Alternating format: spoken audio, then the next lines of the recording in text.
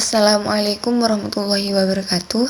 Kami dari kelompok 9 yang beranggotakan Fikri Habibur Rahman dengan NIM T 2019-7064 dan Iva Datulailia dengan NIM T 2019-7074. Di sini kami akan menjelaskan tentang bab aljabar boolean dengan subbab peta Carnot. Untuk outline pembelajaran kali ini, yang pertama adalah pengertian peta Carnot, yang kedua peta Carnot dengan 2 peubah, yang ketiga peta Carnot dengan 3 peubah, dan yang terakhir adalah peta Carnot dengan 4 peubah. Yang pertama, kita akan membahas tentang pengertian peta Carnot. Apa sih itu peta Carnot? Peta Carnot atau sering disebut dengan key maps merupakan suatu metode grafis untuk menyederhanakan fungsi boolean. Selain itu, peta Carnot juga menjelaskan tentang fungsi tabel kebenaran boolean dalam bentuk gambar. Nah, metode ini ditemukan oleh Maurice Carnot pada tahun 1953. Selain yang telah dipaparkan tadi, salah satu tujuan dari peta Carnot adalah untuk menyederhanakan fungsi boolean dari 2 peubah sampai 5 peubah. Nah, mengapa hanya sampai 5 peubah? Karena penyederhanaan fungsi boolean dengan lebih dari 5 peubah akan sulit untuk disederhanakan menggunakan metode peta Carnot ini. Selanjutnya, susunan peta Carnot.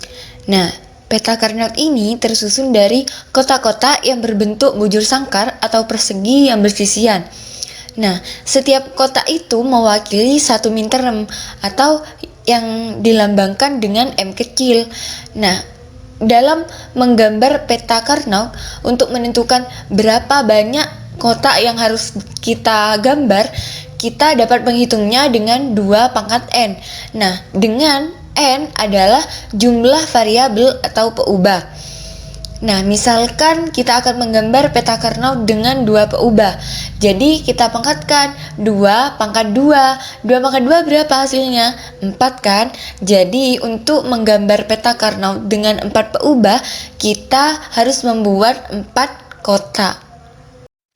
Selanjutnya, peta Carnot dengan 2 peubah. Nah, peubah di sini saya menggunakan X dan Y. Dan untuk menentukan berapa kotak sih untuk membuat peta Carnot, jadi dapat dihitung dengan 2 pangkat N, dengan N adalah sama dengan 2. Jadi 2 pangkat 2 sama dengan 4.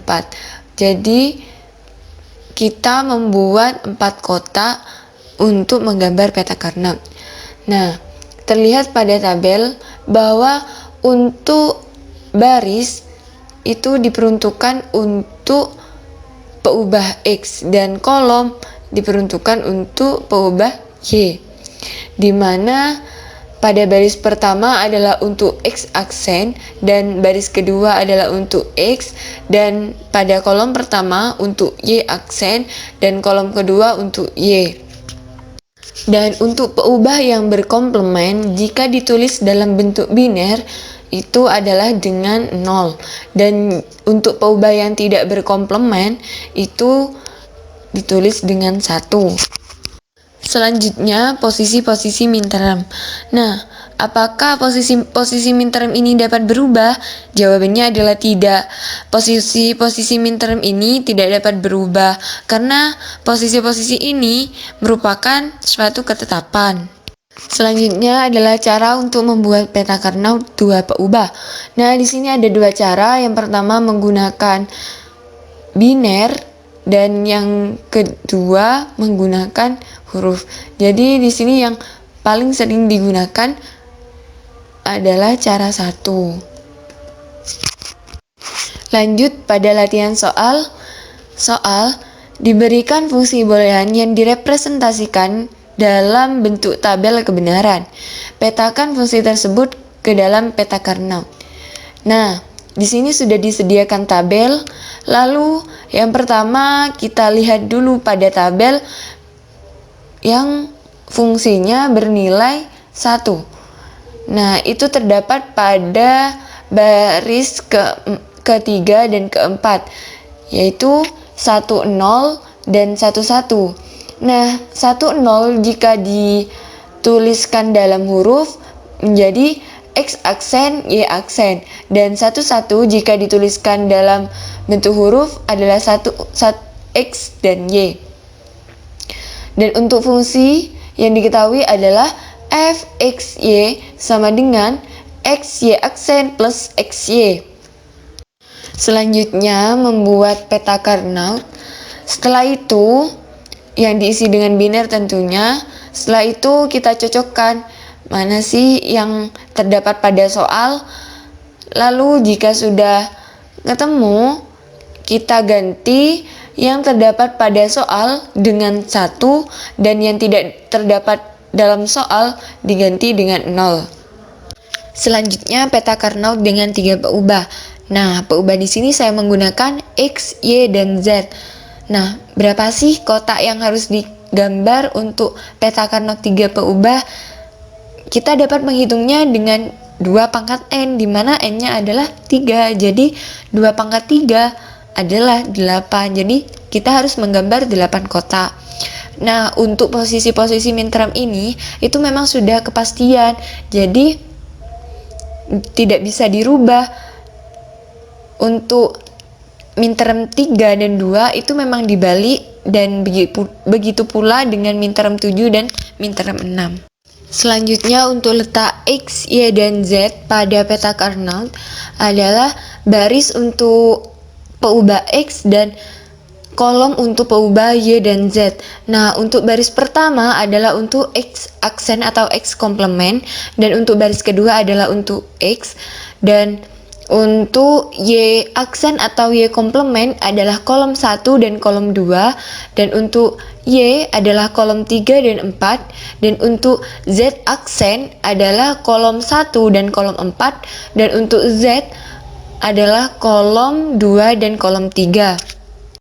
Dan untuk peubah yang berkomplement, jika dituliskan dalam bentuk biner, itu ditulis dengan 0. Dan jika peubah yang tidak berkomplement, itu dituliskan dengan 1. Selanjutnya latihan soal. Soalnya adalah gambarkan peta Carnot untuk fungsi X, Y, Z sama dengan X aksen, Y, Z aksen plus X, Y, Z aksen plus X, Y, Z. Nah, untuk langkah pertama yang diketahui dalam soal kita ubah ke dalam bentuk biner. Untuk X aksen, Y, Z aksen itu menjadi 010 dan X, Y, Z aksen menjadi 110 dan X, Y, Z itu menjadi 111. Nah, selanjutnya kita membuat peta Carnot 3 peubah dengan 8 kotak. Kita isi dengan biner.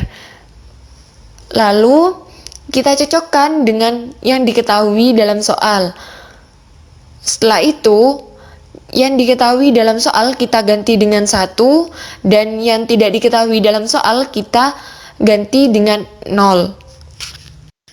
Jadi hasil dari gambar peta Carnot untuk fungsi X, Y, Z sama dengan X aksen, Y, Z aksen plus X, Y, Z aksen plus X, Y, Z adalah seperti pada gambar ya. Selanjutnya peta Carnot 4 peubah. Nah, peubah di sini saya menggunakan W, X, Y, dan Z. Nah, peta Carnot 4 peubah ini hampir sama dengan peta Carnot 2 peubah dan 3 peubah. Akan tetapi peta Carnot pastinya lebih banyak variabelnya atau peubahnya.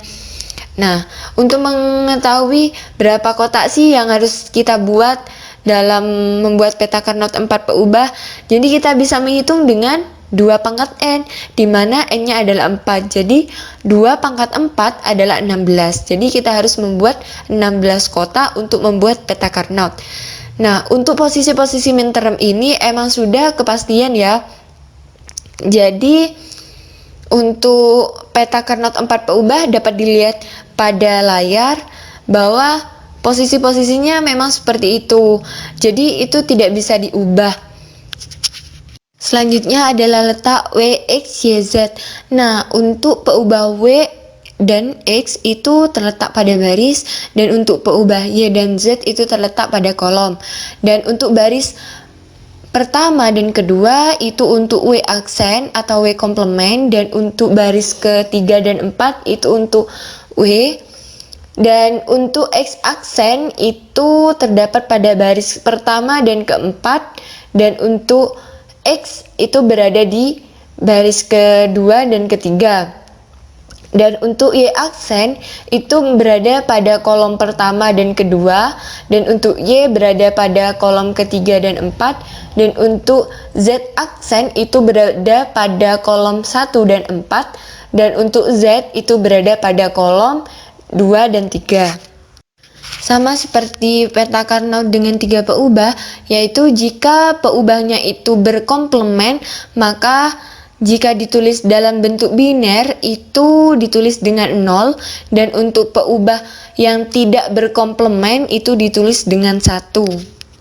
Selanjutnya adalah contoh soal. Soalnya diberikan fungsi boolean dengan 3 peubah yang direpresentasikan dalam bentuk tabel kebenaran. Petakan fungsi tersebut ke dalam peta Karnaug.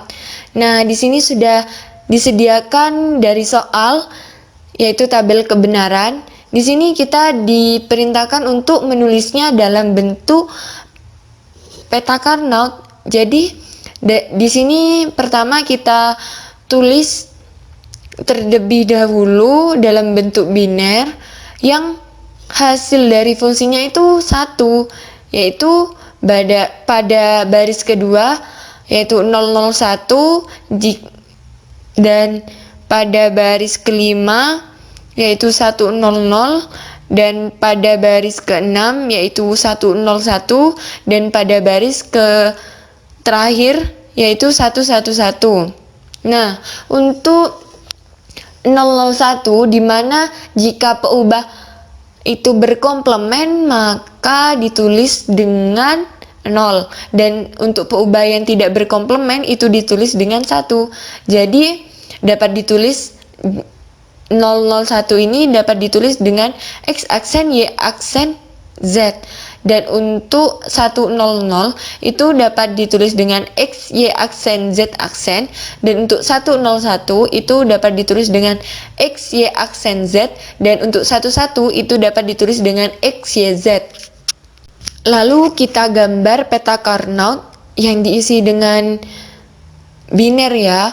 Lalu kita cari mana sih yang sama dengan yang telah kita temui tadi pada tabel kebenaran. Nah, jika sudah ketemu, jadi kita ganti dengan 1, dan untuk yang tidak ada pada soal itu diganti dengan 0. Nah, untuk hasilnya dapat dilihat pada layar ya.